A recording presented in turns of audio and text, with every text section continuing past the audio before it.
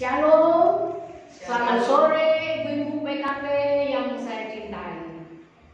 Halo ibu-ibu Kalongan, ibu-ibu Manukan, ibu-ibu Gresik. Apa kabar? Luar biasa. Doa saya semua dalam keadaan sehat dan tetap semangat, sukacita untuk sore hari ini. Baiklah, kita mulai ibadah kita menyanyikan, kita pujikan. Bapa, Engkau sungguh baik.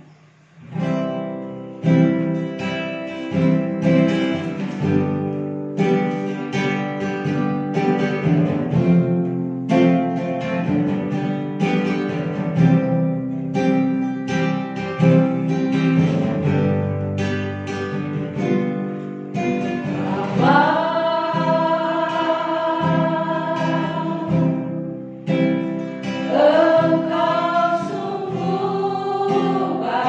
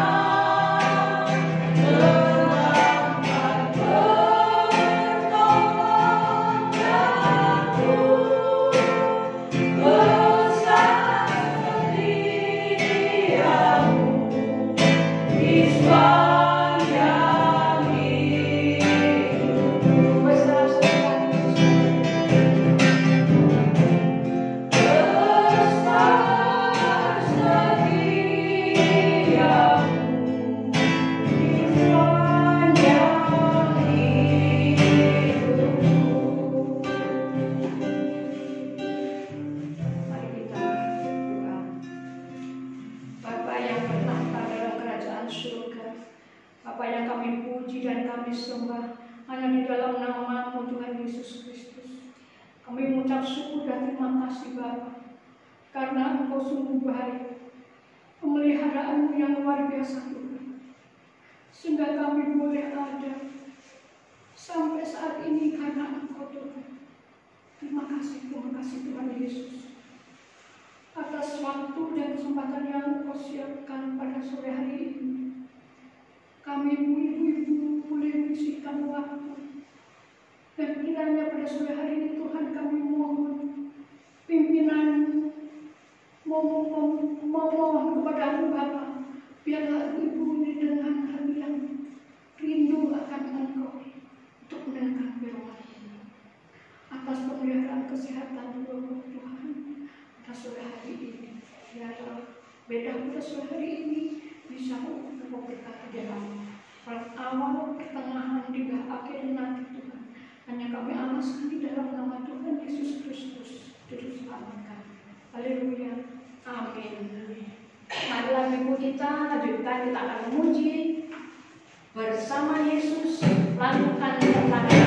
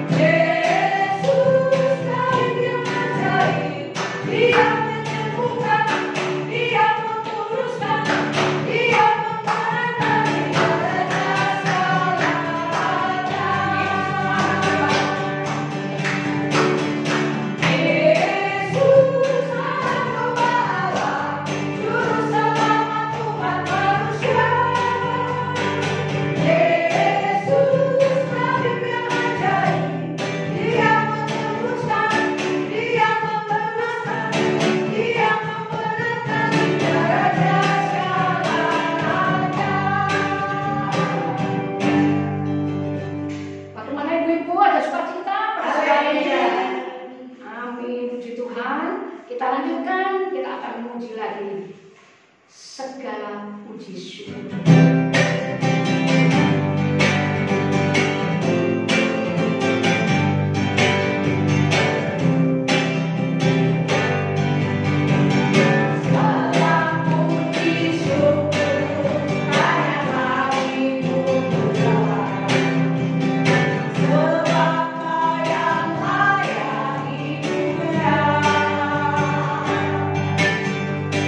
Kami bersorak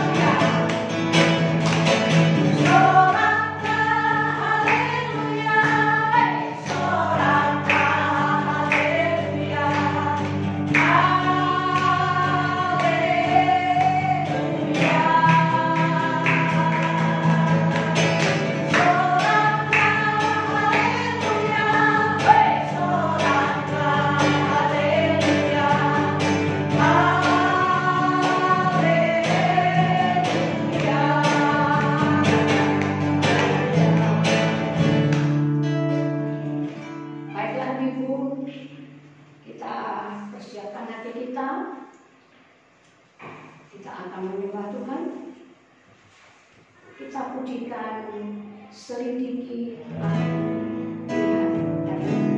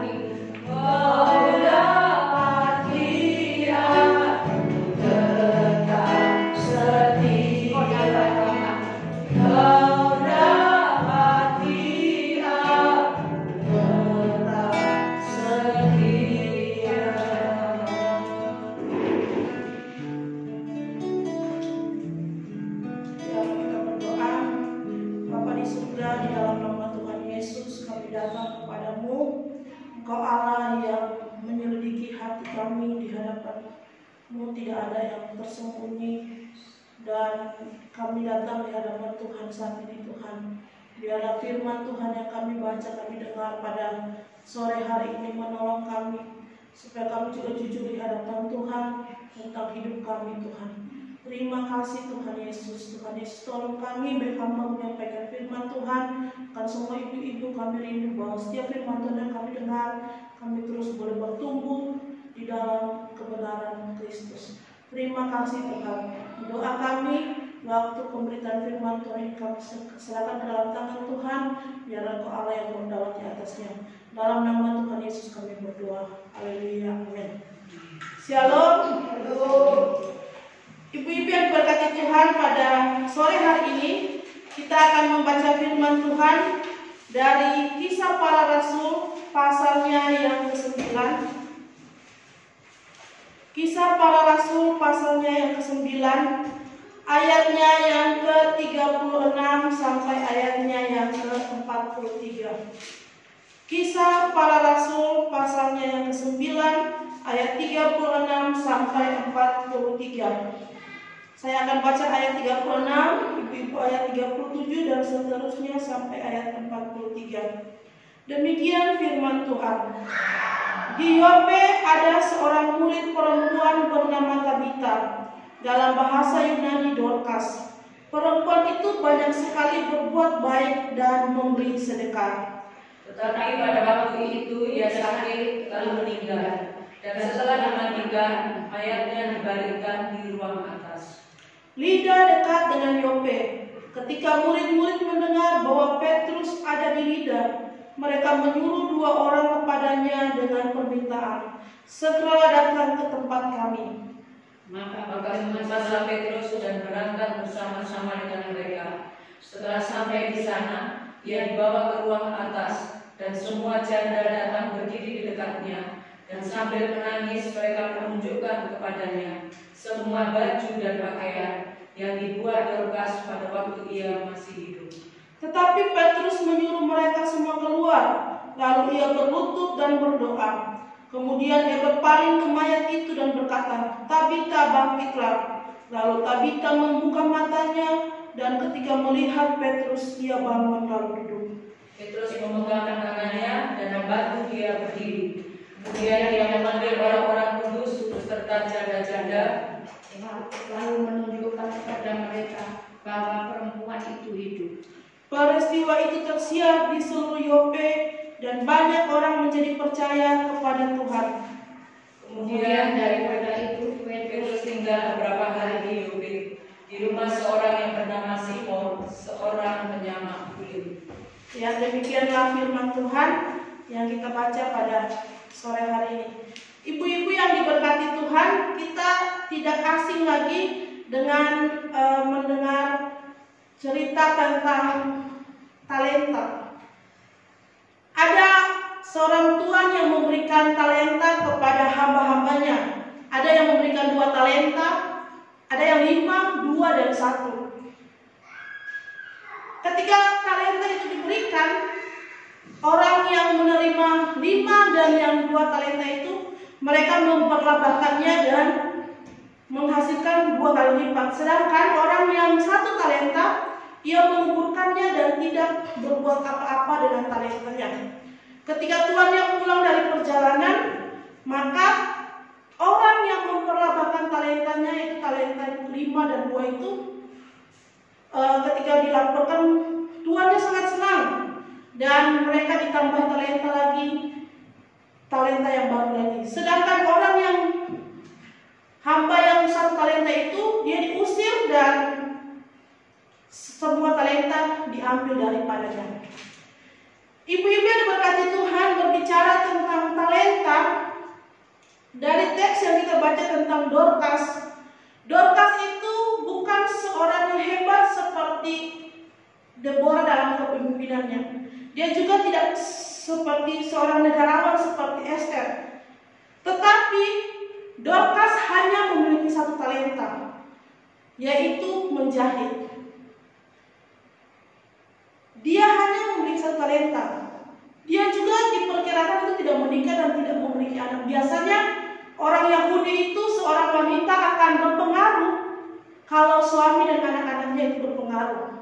akan berdampak kepada ibunya. Tetapi Dorcas tidak ada yang bisa dia banggakan dari kehidupannya itu. Tetapi itu bukan berarti tidak membuat dia tidak melakukan apa-apa.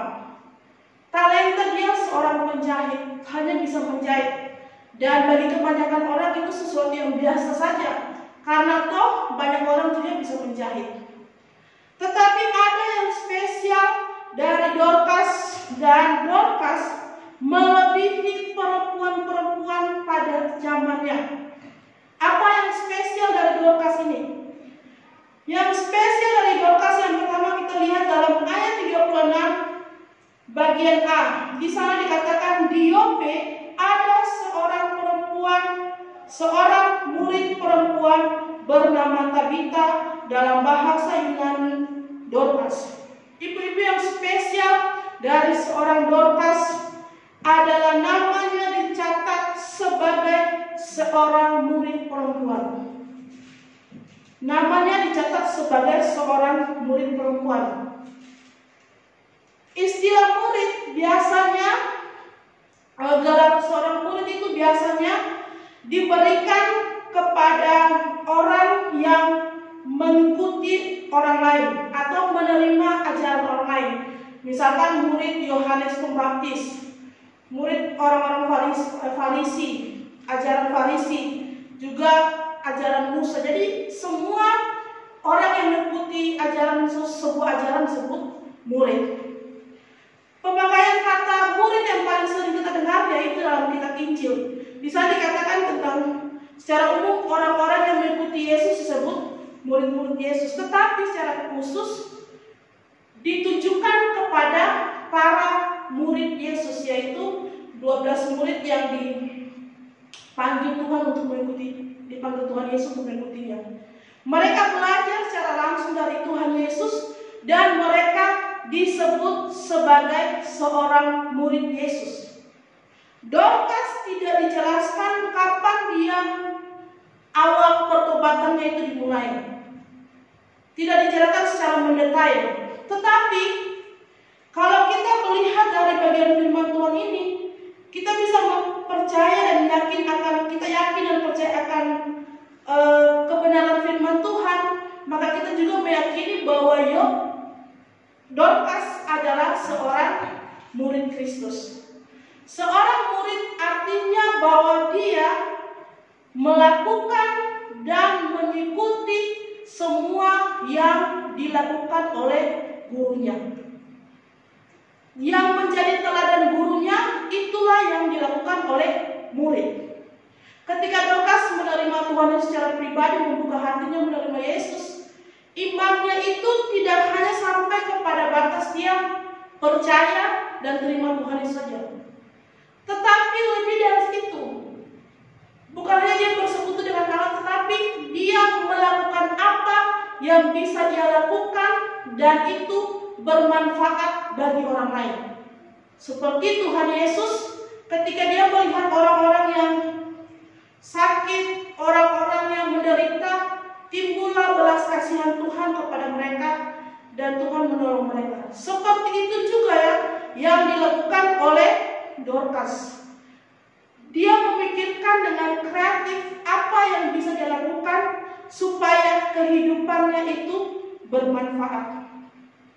Dalam Yohanes pasal 15 ayat 8 firman Tuhan katakan, Bapakku akan dimuliakan dengan hal ini, yaitu jika kamu berbuah banyak, dan dengan demikian kamu adalah murid-muridku.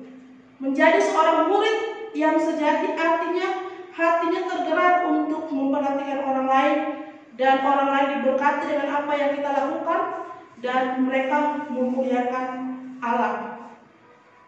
Seperti itulah Dorcas. Yang spesial dari Dorcas adalah dia menjadi seorang murid Kristus yang dicatat dalam Alkitab. Yang spesial yang kedua dari Dorcas yang saya catat di sini dalam ayat 36 bagian B. Perempuan itu banyak sekali berbuat baik dan memberi sedekah. Dorcas menjadi seorang murid dan dia juga menunjukkannya itu dengan perbuatan baik dan memberi sedekah. Ibu-ibu yang berkati Tuhan, ketika kita baca dalam teks ini, Dorcas itu sakit dan meninggal. Kemudian ketika dia selesai dimandikan, mayatnya dibaringkan di ruang atas. Ada orang-orang yang pergi memanggil Petrus di Lida untuk datang menyembuhkan Dorcas. Ketika Dorcas ada di ruang atas dan Petrus datang, di sana ditemukan para janda-janda ada duduk berdiri dekat mayatnya Dorcas sambil menangisi. Ayat 39 bagian B, ia dibawa ke ruang atas dan semua janda datang berdiri dekatnya. Dan sambil menangis mereka menunjukkan kepadanya semua baju dan pakaian yang dibuat Dorcas waktu ia masih hidup. Ada banyak orang yang datang dan menunjukkan pakaian dan baju yang dibuat oleh Dorcas. Menjadi seorang murid berarti dia menunjukkan buah yang baik yang dilakukan.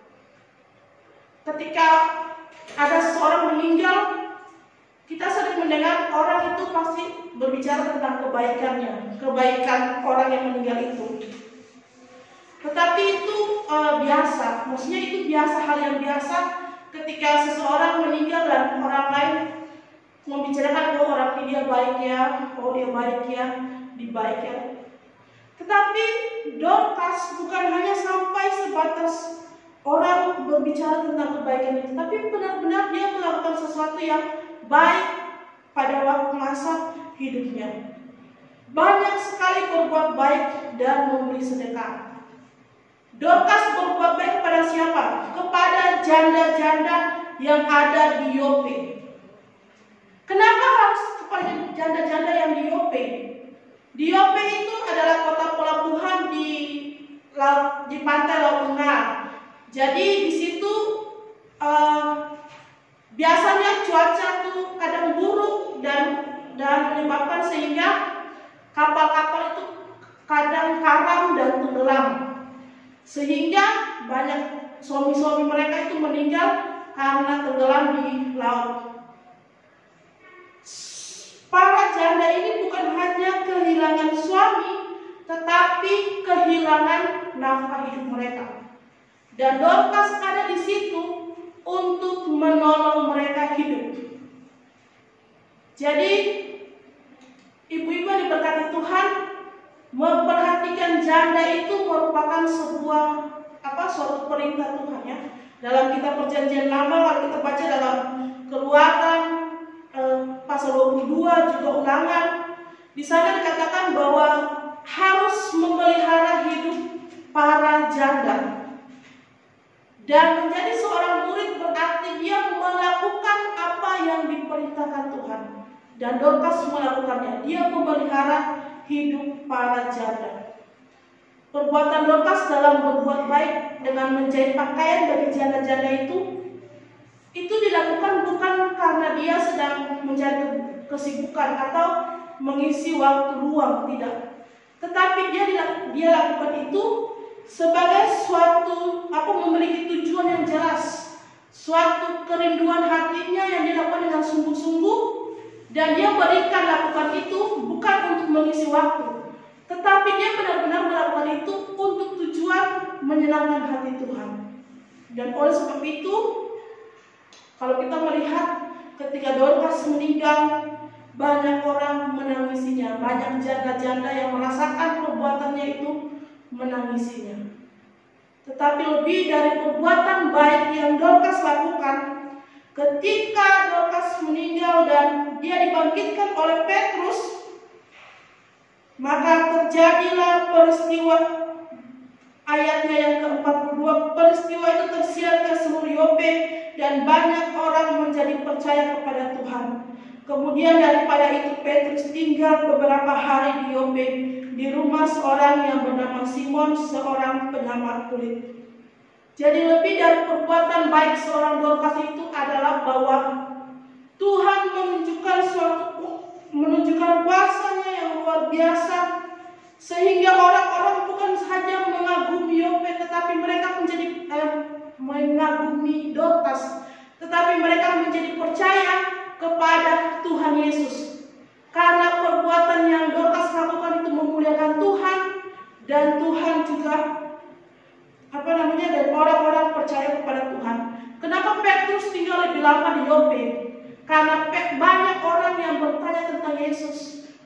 Petrus harus menjelaskan tentang Allah yang benar itu kepada orang-orang di Yope. Dorcas sudah memulainya, dan Petrus menyampaikan firman Tuhan, tapi itu dimulai dari perbuatan baik, dari kasih seorang perempuan yang dalam pandangan manusia biasa aja, mungkin tidak penting, tetapi sesuatu yang dia buat itu sangat mempengaruhi perempuan-perempuan pada zamannya dan zaman sekarang. Itu ada kelompok orang-orang tertentu, kelompok yang di Amerika itu yang ada asosiasi yang belajar tentang Dorcas, dan mereka asosiasi Dorcas itu, dan mereka membantu banyak orang di seluruh dunia. Itu dimulai dari seorang yang bernama Dorcas. Ibu-ibu yang diberkati Tuhan,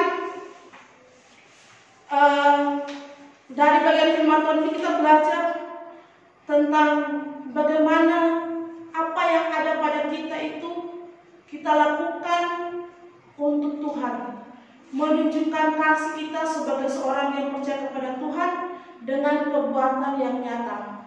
Seperti Tuhan berkata kepada Musa, "Musa, apa yang ada pada tanganmu?" Lalu Musa menjawab, "Tongkat." Kata Tuhan, "Pergilah dan bekerjalah dengan tongkat itu, maka engkau akan menjadi hamba-Ku." Jika perkataan itu Tuhan Yesus sampaikan kepada Dorcas, "Dorcas, apa yang ada padamu?" Dorcas katakan, "Jarum dan benang Tuhan." Maka Allah pasti menunjukkan kepada Dorcas bahwa dengan jarum dan benang itu justru dipakai Tuhan untuk melayani Tuhan. Jika pertanyaan itu juga diberikan kepada kita, apa yang ada padamu, Vela? Aku dari kemarin itu ketika merenungkan firman Tuhan ini, aku memikirkan apa yang ada padaku gitu. Jadi apa yang ada pada kita masing-masing? Allah mau itu kita gunakan untuk melayani Tuhan, menunjukkan perbuatan baik kita sebagai seorang murid dengan perbuatan yang nyata, dan dari perbuatan itu banyak orang memuliakan Tuhan, menyenangkan hati Tuhan, dan banyak orang yang menjadi percaya kepada Tuhan. Mari kita baca bersama-sama bagian firman Tuhan ini, bagian untuk menutupi bagian firman Tuhan ini. Roma pasalnya yang ke-12 ayat 6 sampai 8. Roma pasalnya yang ke-12 ayat 6 sampai ayatnya yang ke-8. Kita baca sama-sama, 1, 2, 3. Demikianlah kita mempunyai karunia yang berlain-lain menurut kasih karunia yang dianugerahkan kepada kita. Jika karunia itu adalah untuk berbuat baik, baiklah kita melakukannya sesuai dengan iman kita. Jika karunia untuk melayani, baiklah kita melayani. Jika karunia untuk mengajar, baiklah kita mengajar. Jika karunia untuk menasihati, baiklah kita menasihati. Siapa yang membagi-bagikan sesuatu, hendaklah ia melakukannya dengan hati yang ikhlas. Siapa yang memberi pimpinan, hendaklah ia melakukannya dengan rajin. Siapa yang menunjukkan kemurahan, hendaklah ia melakukan dengan sukacita. Ya Ibu, mari kita belajar untuk juga melakukan apa yang Tuhan inginkan, Tuhan perintahkan, dan yang Tuhan mau kita lakukan dengan apa yang ada pada kita. Jika karena kita berbuat baik, kita harus berbuat baik. Kalau kita melakukannya itu dengan sukacita, dengan rajin, dengan tulus, maka kita juga, saya percaya bahwa semuanya itu Tuhan akan menolong kita dan melihat kita akan melihat perbuatan Tuhan yang besar bagi orang-orang yang kita doakan, yang kita layani. Demikian firman Tuhan, mari kita berdoa. Tuhan Yesus, kami bersyukur untuk firman Tuhan yang sudah kami baca dan renungkan pada sore hari ini. Tuhan, kami juga bersyukur kami boleh belajar dari seorang tokoh Alkitab, Dorcas.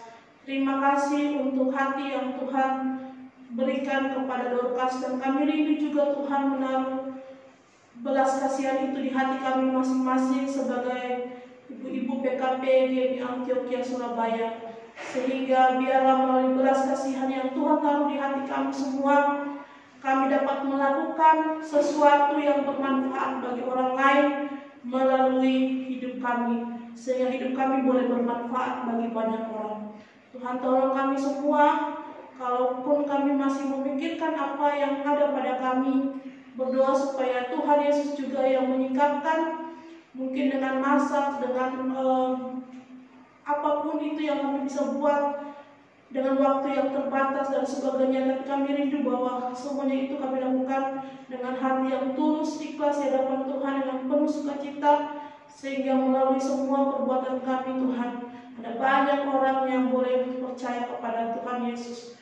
Terima kasih Tuhan. Ini doa kami, dalam nama Tuhan Yesus kami berdoa. Haleluya, amin.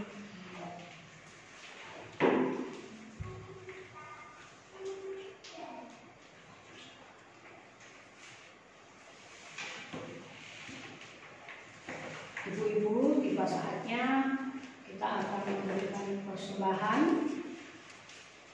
Kita akan pujikan betapa baiknya Tuhan.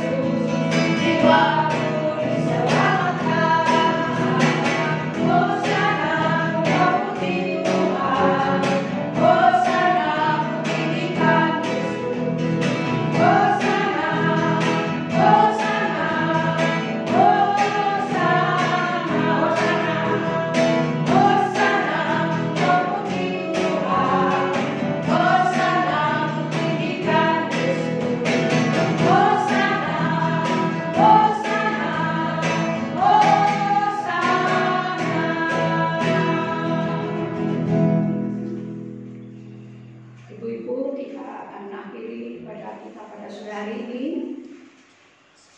Kita akan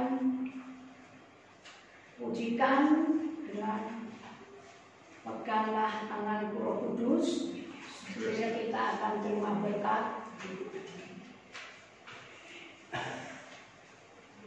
Tuhan, kami persilakan Ibu untuk bangkit berdiri. Setiap hari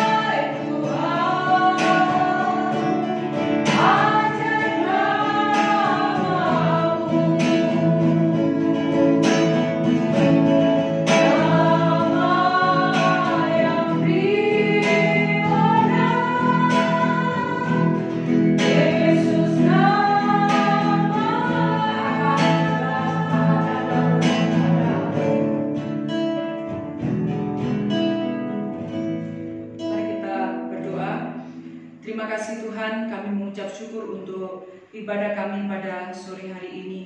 Kami mengucap syukur Tuhan, Tuhan mau di dalam kehidupan kami menjadi teladan, kami menjadi contoh bagi orang-orang yang belum percaya, bahkan bagi orang yang sudah percaya. Dan sore hari ini lewat Dorcas, Tuhan mengajarkan kami lagi, supaya apa yang bisa kami lakukan untuk menjadi berkat, menjadi teladan bagi orang lain. Berkati hamba-Mu, Saudara Vela yang sudah menjadi saluran berkat bagi kami, juga Ibu Yanti, Saudara Agripa yang sudah Tuhan pakai menjadi saluran berkat juga bagi kami. Terima kasih Tuhan Yesus. Pada sore hari ini juga kami berdoa secara khusus untuk ibu-ibu yang sudah berusia lanjut Tuhan. Kami mengucap syukur untuk semangat yang Tuhan berikan untuk beribadah. Kami mengucap syukur untuk kerinduan mereka bersekutu dengan Tuhan. Pada sore hari ini kami menyerahkan semua ibu-ibu yang sudah berusia lanjut ke dalam tangan pengasihan-Mu. Kiranya Tuhan juga memberkati mereka semua, sehingga dalam masa tua mereka pun mereka boleh tetap menjadi berkat, mengasihi Tuhan, mengasihi sama manusia, sehingga sampai akhir hidup Tuhan menjemput mereka, Engkau mendapati mereka semua setia. Terima kasih Tuhan. Kami juga berdoa untuk anak-anak kami Tuhan. Di dalam masa pandemi ini mereka harus belajar lewat online. Sebagai orang tua, banyak keterbatasan kami untuk membimbing anak-anak kami. Maka berikanlah kesabaran, berikanlah hikmat akal budi kepada kami, sehingga kami sebagai orang tua yang memiliki anak-anak belajar secara online, Tuhan menolong memberkati kami dengan kesabaran, dengan penuh kasih kami boleh mendampingi anak-anak untuk belajar. Karena ini adalah waktu yang terbaik yang Tuhan berikan. Kalau selama ini Tuhan kami tidak memiliki banyak waktu untuk anak-anak cucu kami, maka kalau kami boleh mendampingi mereka, itu pun karena anugerah Tuhan. Berkati anak-anak kami dalam segala keterbatasan, supaya mereka juga tetap dapat mengikuti proses belajar mengajar juga dengan baik. Bahkan kerinduan jemaat-jemaat untuk beribadah bersama, baik lewat streaming atau apapun, kami mengucap syukur untuk alat-alat yang sudah mulai dipersiapkan. Kami menyerahkan, biarlah Tuhan memberikan waktu yang tepat, sehingga semua jemaat boleh beribadah bersama-sama. Oleh sebab itu kami mendukung pemerintah kami, baik untuk mulai dari pusat sampai di daerah, khususnya Surabaya dan Pemkot yang ada. Berikanlah kerjasama yang baik, supaya Jawa Timur segera memasuki zona hijau. Terima kasih Bapa di surga, sehingga semua aktivitas boleh lagi berjalan dengan baik. Tapi biarlah semuanya itu ada di dalam kehendak Tuhan. Berikanlah kesadaran kepada kami semua, jadikanlah kami teladan untuk kami mengikuti protokol kesehatan yang ada, disiplin yang ada, sehingga pemulihan ini juga boleh cepat terjadi. Terima kasih Bapa di surga, kami memuji Engkau, memuliakan Engkau. Dan akhirnya kami berdoa untuk semua ibu-ibu, apapun yang menjadi pergumulan mereka, menjadi pergumulan kami Tuhan. Firman Tuhan sudah menjawab pergumulan kami. Apa yang menjadi bagian kami, biarlah kami kerjakan, maka yang menjadi bagian Tuhan, Tuhan akan mengerjakan. Terima kasih Bapa di surga, kami mengucap syukur untuk persekutuan kami pada sore hari ini. Terima kasih juga untuk persembahan yang oleh karena anugerah Tuhan dapat kami berikan. Berkati persembahan ini supaya dapat digunakan dengan baik untuk kemuliaan bagi nama Tuhan. Terpujilah nama-Mu Bapa, kami mengucap syukur dan kami menyerahkan sisa hidup kami sepanjang hari ini ke dalam tangan pengasihan-Mu. Siapkan juga kami semua untuk esok pagi kami beribadah kepada Tuhan. Terpujilah nama-Mu Bapa, biarlah damai sejahtera Allah yang melampaui segala akal akan memeliharakan hati dan pikiran kami di dalam Tuhan Yesus Kristus, dan Roh-Mu yang kudus kiranya menolong, berkati hidup kami dari sekarang sampai Tuhan Yesus datang kedua kali. Amin. Bapa, terima kasih. Bapa,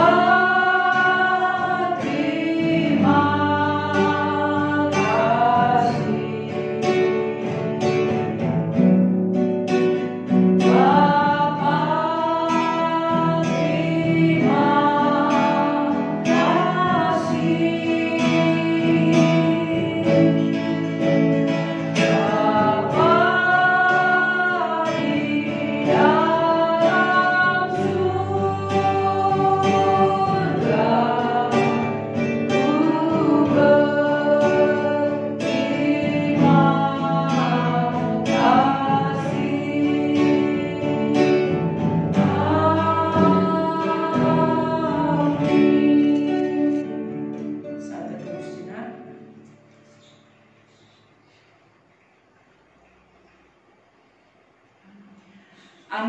Tuhan Yesus memberkati. Ibu-ibu yang dikasihi Tuhan, sesuai dengan pembicaraan dari pengurus dan kita semua, untuk minggu depan kita ibadah kita di gereja, tapi tetap ibu-ibu harus ya, yang naik angkot kita ikuti peraturan new normal. Yang naik angkot pakai jaket, kemudian pakai masker. Nah, sampai di gereja maskernya yang sudah dipakai tadi diganti dengan setelah cuci tangan, membersihkan tangan, memakai masker yang baru, jaketnya dilepas, digantung di luar atau dijemur. Kemudian nanti kita akan atur kursi sesuai dengan cara yang ada. Kita akan beribadah bersama-sama. Nanti Ibu Elmi yang liturgos, Ibu Yeni Taniu yang doa syafaat, dan nanti saya akan menyampaikan satu materi bagaimana tentang mengenali kecemasan dan ketakutan di dalam hidup ibu-ibu sehingga kita dapat mengelolanya dengan baik. Dan untuk ibu-ibu yang memang tidak bisa hadir karena usia, karena tidak enak badan, nanti akan direkam ibadah itu dan tetap akan dikirim lewat YouTube. Jadi siang atau sore hari ibu-ibu bisa melihatnya. Jadi sekali lagi untuk semua pengurus, jangan lupa ini percobaan.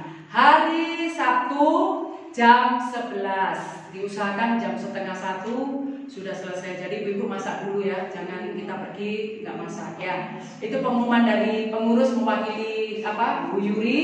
Tuhan Yesus memberkati kita semua. Terima kasih untuk semua yang sudah melayani sore hari ini.